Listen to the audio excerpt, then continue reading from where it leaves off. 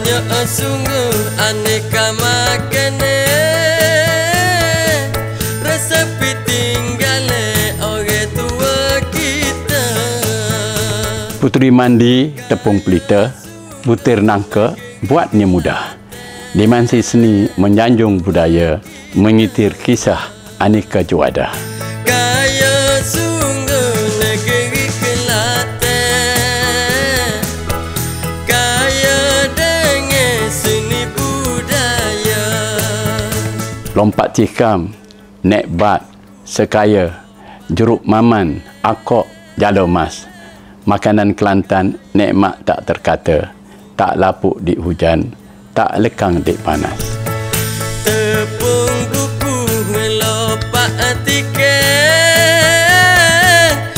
tepung apel puluh serikaya. Terukailah keunikan makanan warisan Kelantan melalui video ini. Selamat menjamu selera di Kelantan. Kaya sungguh negeri Kelantan, kaya dengan seni budaya.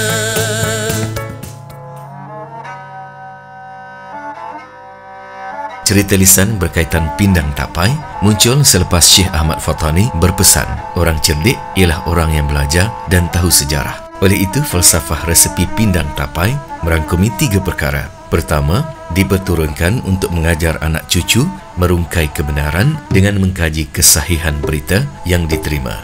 Kedua, untuk mengungkap kepentingan menjaga keharmonian rakan sepasukan. Dan ketiga, menyeru kita mempelajari kemahiran perubatan Melayu, khasnya ilmu merawat luka dengan membalut kain cindai. Resipi berfalsafah besar ini menyerlahkan gabungan harmonis bahan ringkas yang diadun menjadi juadah eksklusif untuk mencapai rasa yang sempurna. Rasa yang luar biasa inilah refleksi liciknya strategi Tuah Jebat sehingga mereka dianggap bermusuh menurut legenda yang ditulis oleh Tali Barut musuh Islam. Walhal mereka mengamalkan ilmu sandiwara dengan mencipta babak samar ketika menghadapi situasi sukar. Itulah kebenaran yang menyelak kembali lipatan sejarah apabila sarjana Melayu Islam tempatan berjaya merungkai sandiwara pertarungan Tuah Jebat di dalam istana sebagai politik yang dirancang rapi oleh kedua-dua sahabat sejati. Resipi ini dikatakan ciptaan Dang Inang Seh binti Said Sanauddin atau Adiputra. Dia juga dipanggil Dang Wangi dan Dang Baru oleh masyarakat di Melaka.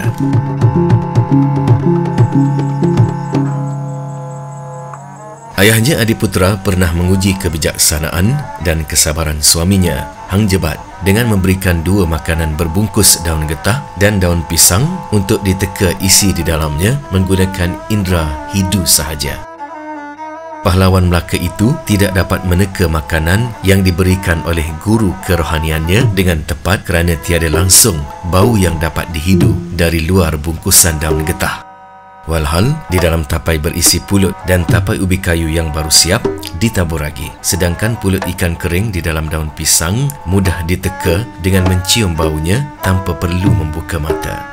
Hang Jebat berasa sungguh aib lantaran ilmu firasatnya dirasakan rendah, tidak mencapai martabat kandanya Tuah. Hatinya berasa gundah, lalu Hang Jebat membawa diri beruzlah di sebuah gua di Bukit Panau Tanah Merah. Sehingga kini, gua itu masih ada dan dijumpai pendaki, tetapi pintunya mengecil kerana ditutupi batu besar. Bagi memujuk suami yang setiap hari berpuasa zahir batin kerana amat malu atas kekurangan ilmu, Dang Inang Seh menyediakan pindang tapai ubi kayu sebagai pembuka selera suaminya berbuka puasa, sambil berdoa agar diri dan suaminya menginsafi kelemahan selaku hamba Allah yang tidak lepas daripada ujian untuk dinaikkan tingkat keimanan. Dang Inang Seh pun memasukkan secawan santan yang dicampurkan setengah cawan air ke dalam periuk. Kemudian dipanaskan santan yang berkhasiat mirip susu ibu itu yang sudah separuh cair sambil mengacau sebati kuah itu dengan perlahan-lahan agar tidak pecah minyak. Ibarat santan dan garam secukup rasa yang lemak dan masin. Diwangikan pula dengan aroma daun pandan adalah aura semangat setia kawan. Sambil menunggu kuah pindang mendidih, Dang Inangsih berzikir yang bermaksud, hanya Engkaulah yang kami sembah dan hanya Engkaulah kami memohon pertolongan. Ya Allah, berikanlah kami petunjuk dan tetapkanlah jalan kami atas kebenaran. Didihan hidangan tradisional itulah falsafah detik cemas kebijaksanaan Hang Tuah dalam mengatur strategi melawan pemfitnah di istana, sedangkan Sultan termakan hasutan tanpa menyelidiki kesahihan berita terlebih dahulu. Dang Inangsih memasukkan 2 biji telur ayam yang dikocok terlebih dahulu ke dalam periuk berisi santan.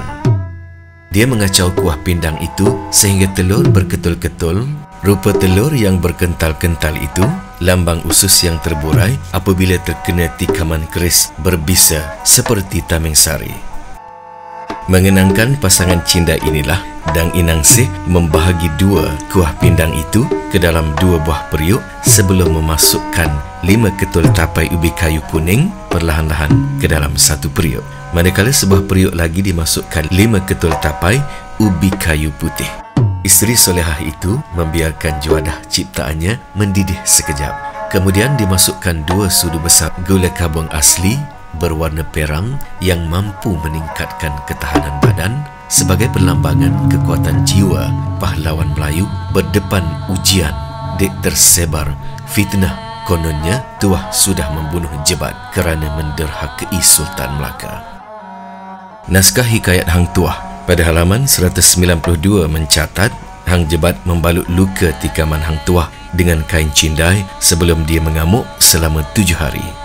Selepas Tuah membuka balutan itu, barulah Jebat meninggal dunia. Padahal 2 pahlawan itu berpura-pura bertarung. Pada sangkaan orang, pergelutan mereka berakhir dengan Jebat mati ditikam Hang Tuah dengan tameng sari. Sebenarnya, Jebat dinasihati Tuah agar pulang menghadap adiputra di Bukit Panau secara rahsia, bertemankan Dang Inangsih yang mahir menumpaskan lawan secara senyap dengan menyambar anggota badan musuh lalu mengunci pergerakannya menggunakan selendang cindai. Dang Inangsih sengaja tidak mencampurkan 2 jenis ubi itu kerana mahu merangsang kepekaan suaminya. Dia mahu suaminya gembira semula apabila dapat meneka dengan tepat yang manakah pindang ubi kayu kuning, yang manakah pindang ubi kayu putih. Memadai 1 suapan, terus Jebat dapat menjawab dengan tepat tekaan isterinya itu. Kepintaran Jebat cekap mengecam rasa dan tekstur ubi kayu kuning yang lebih manis dan lembut kebasahan berbanding ubi kayu putih yang lebih neutral dan tekstur yang lebih kering. Sebenarnya, kedua-dua jenis ubi kayu itu tidak sedap jika dicampur kerana rasa dan khasiatnya agak berbeza. Secara saintifik, ubi kayu kuning mempunyai isi yang berwarna kuning atau kejinggaan. Warna kuning isi ubi disebabkan kandungan karotenoid, terutamanya beta-karotin seperti terkandung di dalam sayuran seperti lebak merah atau tomato.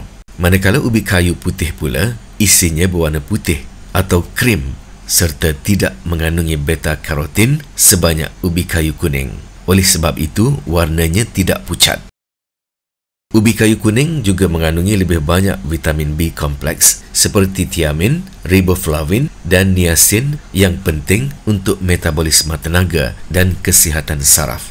Ia juga mengandungi mineral seperti kalsium, fosforus dan zat besi yang penting untuk kesihatan tulang dan darah berbanding ubi kayu putih.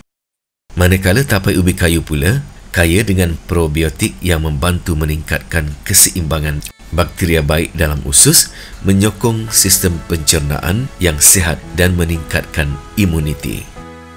Ia juga mengandungi karbohidrat, iaitu sumber tenaga yang cepat dan sangat baik untuk mereka yang memerlukan tenaga segera, seperti atlet atau individu yang melakukan latihan fizikal berat umpama jaguh persilatan. Dang Inangsih tahu segala khasiat itu melalui didikan ayahnya. Demikian kisah romantis di sebalik juadah ringkas yang enak dengan gabungan rasa lemak, manis, masin dan masam, manifestasi perasaan isteri yang memahami kegelisahan jiwa suaminya yang berdepan dengan kegagalan ketika diuji ilmu kebatinan.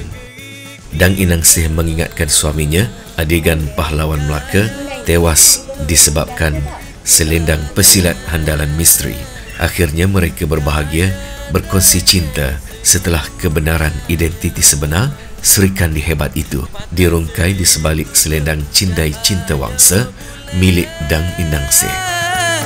Tepat aku nyonge tua dan muda,